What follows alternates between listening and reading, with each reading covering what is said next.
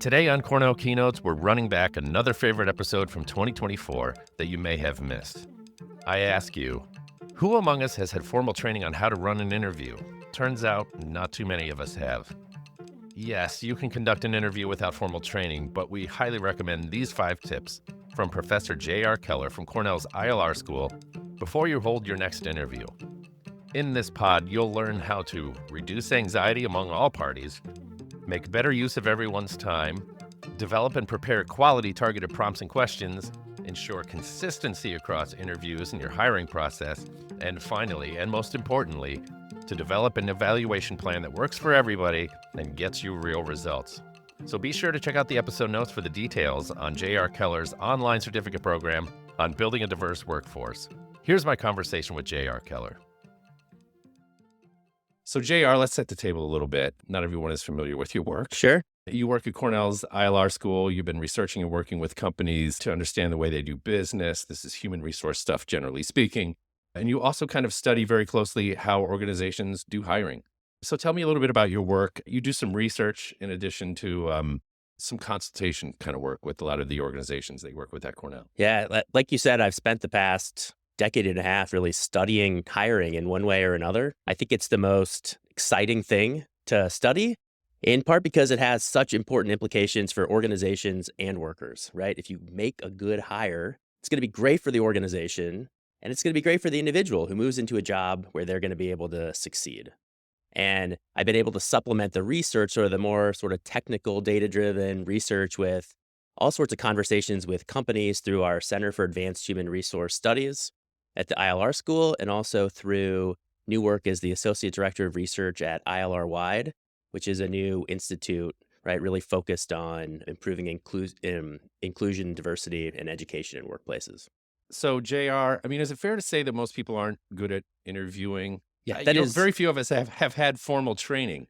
Is that the case? It is absolutely the case, Yeah. right? I could say declaratively here right off the top that most people are not good at interviewing, but there are reasons that this is the case, right? Why? Well, the first is what you just mentioned, is that most people don't get formal training on how to do interviews, right? Even at the best organizations, right? And I am like an HR cheerleader, right? Yep. The best talent acquisition organizations, most of what they'll do, right, is they will do an excellent job preparing questions for you as a manager interviewing candidates, ideally giving you a rubric on how to evaluate candidates, maybe having some tips on a website. But very few organizations actually pull individuals who are going to conduct interviews into a classroom or a Zoom meeting and say, here's the whole aspect of the interview process to create a great candidate experience, to ask really good questions, to engage in constructive dialogue, and to evaluate candidates. And so just nobody gets it. And I think part of the idea is that we simply say, listen, if you aced your interview, that means you should probably be a good interviewer yourself. That's right. Or you're a manager of people. You Exactly. You figure it out. Yeah. The other is that we often do this really infrequently. Some of you out there might hire hundreds of people a year. I think more of you are in a position where I am, where I may not even be directly involved in making particular hiring decisions, but I get asked to interview our faculty candidates when they come in. But we do that once a year, and I maybe interview 4 or 5 candidates. And so, yeah, I'm not really getting consistent feedback or practice as I go along. And so it's something that's much harder to get good at, right, without constant practice and feedback. Can you tell me about this MIT Sloan program study? Oh, Some of the findings in here, I think this is fascinating. So there's this great study that a group of researchers published in October 2020 in the MIT Sloan Management Review. And it was this question of like, do you know who your best interviewers are and how much better are they than the other interviewers in your organization, right? And I want to share a couple of data on this is Go that ahead. they looked at what they really cared about, a bunch of different metrics, but the big one was the good hire rate, which is this idea of what percentage of the individuals that got hired after interviewing with that candidate did well in their job, right? So just define good in general.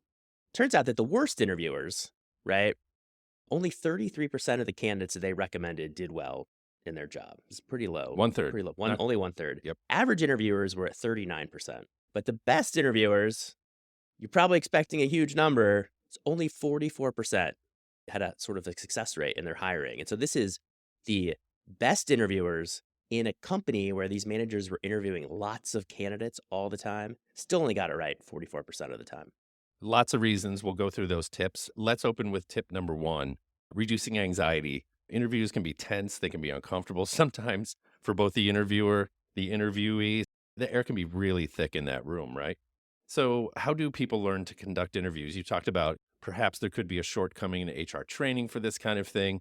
What can we learn about how to do interviews and do them better? Part of it is just ideally if you have a chance to do that more frequently, the nerves kind of you get used to having this conversation. Part of the reason that it's nerve-wracking from a manager perspective, right, is that it's not a typical workday workplace conversation, right? Right. It's something where all of a sudden I am, right, in the position where I have to evaluate somebody, right? And think about, I think sometimes we think about the consequences of that is I'm sitting interviewing somebody and my feelings about how I evaluate that candidate impact maybe if they're going to get that job, what their career is going to look like. Are they going to be able to pay their mortgage? I mean, you could spiral, right, in your head and you feel like, I am not good enough, right, to be responsible for this level of a decision. Hmm. So there's that part, right? Sort of reducing our own anxiety. But the big piece that we could do to be a better interviewer is to reduce anxiety for the candidates, right? So there's data out there that ask what makes people the most nervous, right? Like what situations, right? It turns out that 29% of people in the most recent study I could find on this said that Hmm. a job interview was the thing that made them the most nervous, right? More than a first date, more than going to a dentist, and just behind public speaking in Yeah, general. right. Well, you cite some literature. The Horseman quote, I think, is a really useful one here as far as surprising candidates, managing expectations for the interview itself. Yes, Yeah. exactly, right? So part of the thing is you want to think about what do you want to get out of this interview? And I think the obvious answer is we want to make a good hiring decision, right? But really closely related to that and something that I think we often gets overlooked is we want to deliver an exceptional candidate experience. If we make that experience for the candidate well, it's also going to give us the information we need to help, right, make a better hiring decision. And one way is to reduce the anxiety because what the data shows is that if you reduce candidate anxiety, if they come into that interview prepared to speak confidently about their skills, knowledge, and abilities, they're going to perform better in the interview, right? They're going to come away happier, which means they're more likely to accept the job if you give them an offer. And even if you don't, they're more likely to reapply or tell their friends that they should apply. Most importantly, it's going to give you a better feel for their skills. Right, and we were talking beforehand about this really cool study that a group of researchers at North Carolina State conducted in collaboration with Microsoft, and they identified 48 computer science undergrad and graduate students, right, and divided them into two groups of technical interviews. One group followed the typical technical interview protocol, which is giving the candidate a problem to solve on a whiteboard while an interviewer sat in the room watching them do it. The other were given the problem. The interviewer left the room and then came back afterwards and talked through it, right? The candidates who came up with better solutions, like more effective solutions and those that demanded fewer computing resources, were by far those candidates who did not have the interviewer sitting in the room. And the conclusion from this study, which I think anybody listening to this will make sense, is what they were evaluating when somebody was in the room was really a candidate's ability to respond to pressure. When the interviewer was not in the room, it was we're actually getting a good sense of their technical skills and abilities. The nice thing is though is that there are different ways that we can do this for sort of more regular interviews, right? There's different strategies to reduce anxiety. There's that old expression that you don't stand over Picasso's shoulder and tell him to paint. I couldn't have You know said what it I better. Yes, mean? exactly. So, what are some ways to reduce anxiety as far as dispositionally or environment? What are some tips for Yeah. reducing So I anxiety? think Actionable stuff. the big thing to note is this actually starts well before the interview. And it's all about clear communication ahead of time. And so some of these things are basic and some might be a little more provocative. So some of the basic things are who is going to participate in the interview and sending people a list, right, of those people in advance so they can look them up on LinkedIn or look them up on the company website and have a chance to feel confident about the company and the people they're going to talk to. You want to let them know how long the interview or interviews are going to be and what the schedule for the day is going to be, right? How and where will the interview take place? Is it going to be, if it's on Zoom or some other platform, is it going to be recorded? It's just so that nothing is a surprise. Are there going to be one interview or is it going to be a panel interview? I think where companies are really going and what really encourages me is actually going a little step farther and saying, here are the types of questions we're going to ask on this interview. And here's why we do it this way. Some companies are going so far as to give candidates at least a subset of the interview questions in advance so that they can help prepare their answers, right? And think about the examples they want to share to really showcase the skills and abilities they feel like they have to do the job. Yeah, there can't be any advantage to having any of the process be mysterious to a candidate. You know what I Yeah, mean? exactly. Right. And, the same study I talked about with nervousness, the number one thing that people were nervous about going into interview was answering a difficult question. And I think really another way to think about that is they're really worried about gotcha questions. And there Mhm. just shouldn't be gotcha questions in an interview. Even you have a note here that small talk can be helpful. And maybe Yes. it's instructive in learning how somebody does small talk if it's part of the job or whatever. Yeah. And I think part of it is, small talk's a hotly debated topic in academia and the research on interviews, because you can imagine that if you're talking about shared sports or shared upbringing, then it can introduce bias, right, into the process that might have you focus more on the things you like about what the candidate does outside of work than their ability to do the job. But it's also a really necessary part of setting the stage and setting the environment, because people want to be working with people they feel comfortable having conversations with. And so my advice on the small talk piece is really just plan your small talk ahead of time. What do you want to talk about, and be consistent across candidates? And then think about, one way to do that is to think about, what are really interesting or cool things that our company does that we can talk about? What's some of the swag that we give out? Where was our last company meeting that we did? What's a cool strategy that's going on in the area of the business that might help fill the time before we jump into the sort of the more meat and potatoes of And the that interview? enables the candidate also, right? So here are the people that are going to be involved in the interview. You get to check out their stuff, right? Yeah. And it's funny, Mark, you worked with my colleague so and so, right? Yes. I don't know. That could be useful. Totally useful. All right. Tip number 2, valuing the candidate's time. This is important to demonstrate. Why? Yeah. I mean, this is going to be obvious to everybody, but you want to show people that you care about them as a candidate, because that's how they're going to assume they're going to be treated as an employee, right? I work with especially our undergrad students who are interviewing for internships and full time jobs seemingly around the clock. Mhm. And they talk all the time when we have class discussions on this about hiring managers showing up late, about not getting a schedule until they show up, even if they've taken the bus down to New York City to do an interview. And the reason these things that might seem small to a manager, oh, I'm running 5 minutes late. I run 5 minutes late to every meeting. For a candidate, right? The interview is an information gathering process too for them, right? They have a really small pool of information on which to decide and evaluate you as a company and a manager that they want to work for. And so those 30 minutes you have in the interview, or the 5 minutes they run late, it can be a, sort of a flashing red stop sign, right? I don't know if I should work here. They're going to assume, right, that maybe they're not going to care about my opinions. They're not going to listen to my needs, etc. And so they may be likely, even if you like them as a candidate, to turn you down or speak negatively. And so the key 2 tips here are pretty straightforward: are don't be late and don't be distracted. And sort of sub tips on those.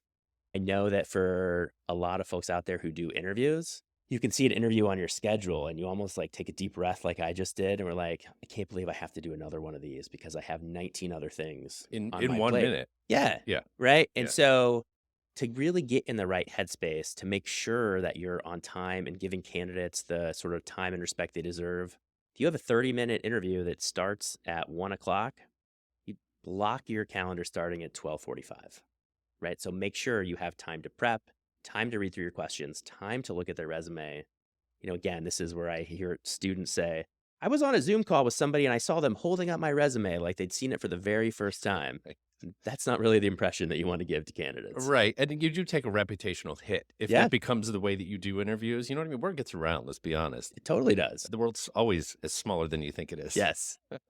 Tip number 3, quality prompts and questions, targeted Yeah. So questions. this is probably the biggest set of questions that I get Mhm. about what makes for a good question. It's hard to say, here are the 10 perfect questions, because what makes a good question for one job, right, may be different from what makes a good question for another job or another company. But they do all share one big common characteristic: is that a good question should help you to evaluate a particular set of knowledge, particular set of skills, ability, or experience that will predict performance in the job that you are hiring for. That's sort of the guiding light. And one way to think about that is through putting together a 3-step question. Mm-hmm. So you mentioned Mark Hortzman, who's wrote one of my favorite books on hiring called The Effective Hiring Manager. And when I teach this 3-step process on developing an effective interview question. I'm going to tell you all these, and I'll give you an example putting them all together. Go for it. All right. So the first one is the helpful lead-in. Mm-hmm. So you start the question by saying something like, in this job, you're frequently going to have to do X, Y, or Z, whatever behavior that might be. And that's really important because it's giving people a realistic job preview. Here's what you're actually going to do in this job. It's clear about what I'm looking for as a manager, and it has face validity, right? So I actually understand why you're asking me this question because I realize it has to do with the job you're going to try to evaluate me for. The other is sort of the typical open-ended question, right? That allows room. So you don't want a yes or no answer. You want to say, tell me about a time when, or give me an example of. And then you pair that with the behavior you really care about, right? So something very specific, which might be like persuaded a client to purchase a new good or service, right? So the idea is you pull all that together and you could say, at Keller Corporation, we sell this main software suite, but we're frequently innovating and adding add-ons that we have to sell to our existing clients. Tell me about a time when you've persuaded a client to purchase a new product or service. Right? You can see from a candidate perspective, it's really clear why I'm asking that question. I can tailor my examples to that. It also allows you as the manager then to ask follow-up questions related to this. Tell me about a time feels really high stakes. In fact, it elicits a little bit of anxiety, even within me. So you should probably have some ready to go. You should have some ready to go, but I think for as me, an interviewee, as an interviewee, for sure. Yes. Right. You can expect this is sort of behavioral-based interview question. Yeah. But the big thing for a manager, right? As you're thinking about what questions you want to ask, if you can't think of the helpful lead-in, if you can't say something like, at this company, we frequently do this, right? Or in this job, you're frequently going to do that, then it's probably not a question you want to ask because you're evaluating some knowledge, skill, or ability that's tangentially related to the job. Yeah, exactly. We're continuing with quality questions, and we're gonna hit the flip side. Okay. Which questions to avoid? You must have the master list of terrible interview questions that you should avoid at all costs. Give us some examples. Yeah, we could do a comedy podcast on bad interview questions. Right. I'm sure everybody who is listening or watching this can Yeah. come up with at least one bad interview question. We've probably all asked them or had to answer them. All right, so compliance, illegality, legality is the first. Yeah, step. so, we could go forever on this, but there are clearly illegal questions that you should avoid. You could certainly Google these. You can talk to your HR department about this, but questions about religion, marital status, things like that, those are blanket, off the table, can't be asked, can't consider those factors in a hiring decision. Okay, so that's sort of cut and dry. Go to HR for that. All right. But then we can all think about, these are what I think of as lazy questions. Hopefully not everybody disagrees with me, but questions that everybody's gotten at some point or another. One of these is like, what's your greatest weakness? I care too much. Okay. Well, this is the thing. I never say no. This is the thing about that question is, What is it? Everybody knows that it's coming. It's There's probably 75 LinkedIn posts that say, here's how to construct an answer for this, right? And so there's a formula. It's, I have a weakness that's only tangentially related to this job, but I've already been working on it in this really cool way. And so it's not actually going to give you, right, any insight into helping. It's a canned response. Genuine insight. Yeah. Nope. So basically all you're evaluating is, did somebody really prepare well for this interview? The other is this question of like, where do you want to be in 5 years? I asked you before the show, why was that such a terrible question? 'Cause I thought, I don't know. Yeah. You tell me. Who the heck knows where they want to be in 5 years, know, we let joked alone around. 1 year? Part of this is if you're thinking about in your organization, the jobs somebody might want to have probably aren't going to be there in 5 years. Yeah. Right. So you could think more. You can't ask a version of this question that's useful because you might want to get at what skills or abilities does somebody want to develop over time? What experiences haven't they had that they want to get? So it could be, Sure. what are you looking forward to learning? Right. If we were to hire you for this job, what would you really like to learn, or how would you like to stretch yourself over the next year or two? That's a much more effective way of asking that question. What about, why do you find this job attractive? Why are you applying to this? That is a great question. Yeah. You should ask that in some way or another. And if candidates can't answer that, they're not a good candidate for that job. Perfect. I'm glad I asked. Brain teasers. I haven't bumped into too many of these, but you have. Oh, man. So, before I got into academia, I was a career counselor for a little over 4 years. So I spent a bunch of time helping candidates prepare for questions, but also working with hiring managers who are coming in to interview students. And I'll just give you an example of this that I'll just never forget. There was a partner at a regional accounting firm that hired a ton of accounting grads from the program I helped to advise. And he insisted on personally interviewing every finalist candidate. Right? These are like sort of outgoing college seniors. And he asked every student, if you were part of a hamburger, what part would you be?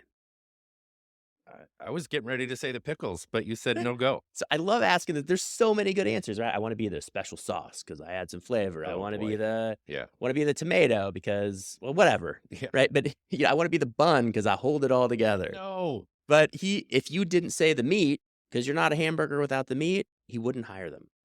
Great. But there was that question didn't predict performance in that job at all. And back when I was originally interviewing coming out of college, Google had really just sort of landed on the map, and they were really the company that sort of made brain teasers popular. Laszlo Bock, who was the senior vice president for people at Google for a long period of time, wrote about this in his book that he went back and analyzed the data on these brain teasers. And I just want to read you this quote. His conclusion was, brain teasers are a complete waste of time. They don't predict anything. They serve primarily to make the interviewer feel smart. Oof. And then I have a friend at the Bowling Green State University, Scott Highhouse, who does this amazing work studying the interview process. And he found that the only thing correlated with brain teasers was the level of narcissism and sadism among the managers asking those questions. This Yeah. okay. So don't ask those. You're not going to be perceived well, and they're not going to give you any great information. Thank you, JR, and our friends at Bowling Green. Exactly. All right. Tip number 4, consistency. Why is it important to ensure consistency, like in your approach style, the actual questions that you're going to ask a stable of candidates? Obviously for fairness, equity, right? That kind of thing. But not everybody's the same, right? Yeah. So can you go into the difference in an interview with external versus internal candidates? I don't know. Sure. Where we know the most in academia, or 50 years of studying interviewing, is that the best predictor of performance in the interview setting is what we call a structured interview. And what a structured interview means is that you have a list of questions that you're going to ask the candidate prepared in advance, that those questions tie to knowledge, skills, and abilities related to the job, and that you ask all the candidates that you interview for that job the same set of questions, right? We know that works. Lots of reasons. Managers don't like to do it. It feels boring. It feels like I'm being told what to do. I have gut feeling for how to do it. But the reason that is so effective and so important, right, is because you are collecting job relevant information about each of the candidates you're interviewing so you can make apples to apples comparisons when it comes time to decide who you want to hire. Right. Because you can imagine, oh, candidate A really cracked us up and that was a lot of fun. Candidate B was all business. It's because you asked them different sets of questions. Exactly. Now, I want to note, right, that that doesn't mean that you have to be super robotic as a manager. We talked about before with these open ended questions that tell me about a time, you can do what we call sort of probing and steering, and you can ask follow up questions. You do want to get a sense of the unique attributes of each candidate. You just also want to make sure that they can do the job. And so the analogy that I like to use is if you think about a set of interviews as driving along the highway, right? You spend most of your time in the center lane, but you can drift to the left or drift to the right, but you kind of want to come back. What you don't want to do is stay sort of along the highway for most candidates and then go on an off ramp for another candidate, because then when it comes time to sit down, we can't really compare them. I had a question for you, which is it advisable at all to play to individuals, the perceived styles of talking, of interviewing, of just simply behaving? I had asked you that. I wasn't sure about the Yeah. question, but you had a really good answer. No, I think it's a great, part of what you're doing when you're interviewing candidates is you're also giving them a sense of the company and the Mhm. people that they would work with. So, what you don't want to do in the interview process is strip out the individual and personality of the managers. So, the key isn't that every manager has to act like a robot and ask the exact same question in the exact same tone and tell you have 2 minutes for a response. If that's the approach you want to go, you can just use HireVue or some other pre recorded video interviewing software. So the only thing you want to do is you want to let, each individual manager make sure that when they're interviewing the set of candidates, they're asking similar questions in similar ways, right? So you can have variety across interviewers, but within the candidates, each candidate with each manager should have a pretty similar experience. Good. Very useful. All right. We're on to tip 5, the evaluation plan. Key part. What do we need to think about? The interviews have culminated. We've got a good set of candidates. What's the workable evaluation plan? How do you think about it? Because a lot of times it's done informally. Yeah, so I Yeah. think there are two real key things I think can help with this piece. Is one is have an evaluation plan, specifically some sort of a rubric prepared ahead of time. When you've interviewed somebody, what am I actually evaluating them on? How am I going to score them? How am I going to have notes and data that's going to allow me to help compare candidates when it comes time to make a final decision? That's where HR can be a really valuable partner for that, or you can work together as sort of an interview committee to develop that set of criteria. The other thing is to do those ratings individually as soon as the interview's over, right? So this Hmm. idea is, we talked a little bit about before. I said book 15 minutes before the interview so you're in the right headspace and you're not late. I'd also book 15 minutes after to sit down, write down examples, write down your takeaways, complete the rubric right away.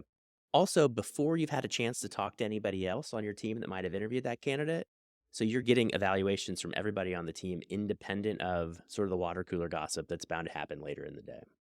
So the individual hot take turns out is a very valuable thing that you should really lean into. Yes, exactly. But then when you come together, we start sitting around a table, everybody spent time evaluating each candidate independently. They're less likely to be affected by somebody coming in and say, right, I interviewed Chris. He's absolutely amazing. I had a really great time. He'd be a good teammate. We all might have had our different experiences and we don't want to, and we also don't just want to talk about Chris. We want to talk about everybody else. And we have the data to allow us to do that and have a more structured conversation. I really think this is kind of a key point of emphasis where you recommend avoiding discussing candidates before the evaluation. Yeah. Like not a word, Yeah. right It's into it. really hard to do that in practice. So that's why it's so important to evaluate independently right after. But to the extent, this is part of when we think about logistics overall with the candidate slate.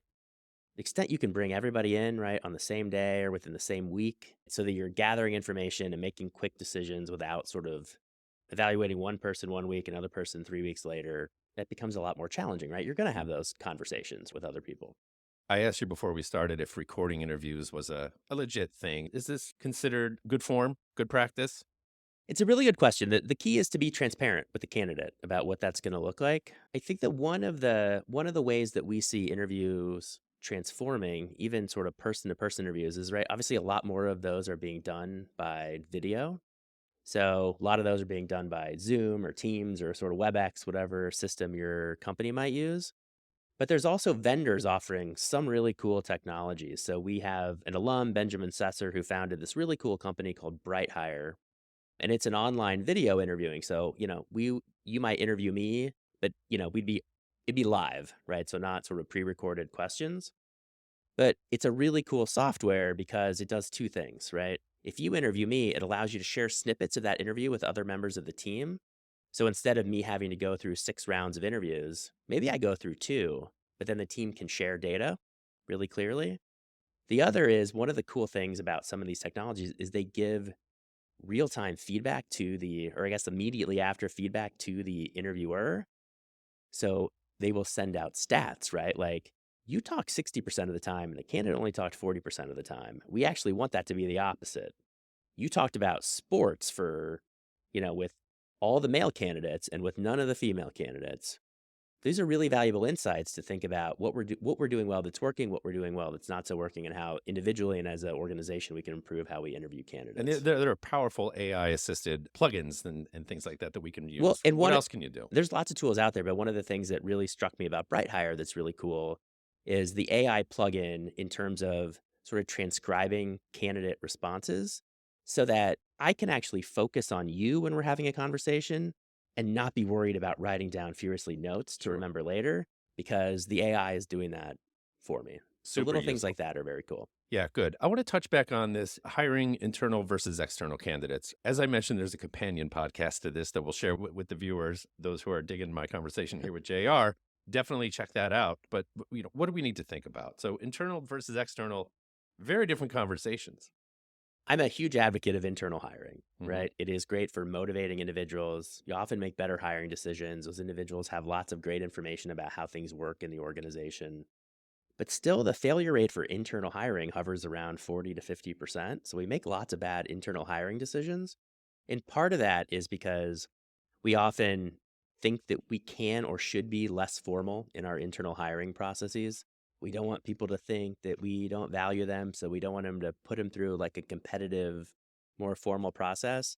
But it is really good for managers and employees to actually sit down and have a true interview for a job. Because as a manager, knowing that you're going to have an interview means you actually have to think about the questions you want to ask, which means you have to think about what skills and abilities are actually needed in this job versus I'm just going to fit this job around the candidate that I have in mind. Right. And I think it also, right, it helps give the candidate a chance to ask questions about what's this job really going to be like? Do I want to work with this manager? Is this the next step for my career?